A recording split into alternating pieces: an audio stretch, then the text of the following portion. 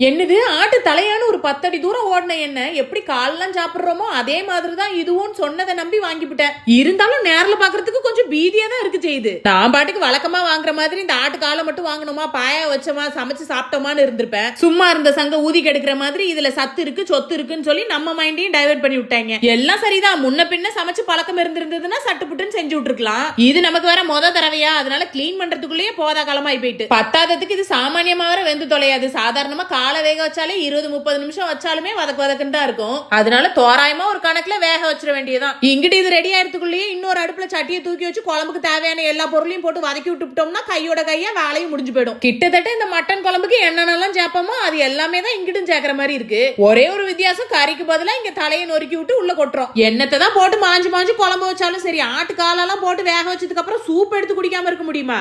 என்ற வீட்டுக்கார் வேற சைடு கேப்ல வந்து நான் உனக்கு டேஸ்ட் பார்த்து சொல்றேன்னு சொல்லி சூடோட வச்சு சுட்டுக்கிட்டது தான் மிச்சம். எப்பெல்லாம் இந்த மாதிரி புதுசா ட்ரை பண்றனோ கிட்டத்தட்ட ஒரு 10-15 வீடியோவாவது அலசி ஆராய்ஞ்சு விடுவேன். இன்னைக்கு என்னன்னா அந்த வேலையெல்லாம் இல்லாம என் அப்பா பக்கத்துல இருந்ததுனால பூரா ரெசிபியையும் அங்கேருந்து காப்பி அடிச்சிட்டேன். வாங்கினதுல இருந்து ஒரு குழப்பமாவே தான் இருந்துச்சு, நல்லா இருக்குமோ நல்லா இருக்காதோன்னு. ஆனா எல்லாத்தையும் முடிச்சு அக்கடான்னு உட்காந்து சாப்பிடும் போதுதான் தெரியுது இது மாசத்துல ஒரு தடவை கூட வாங்கி செய்யலாம் போலயே. அம்மா ருசியால இருக்குது.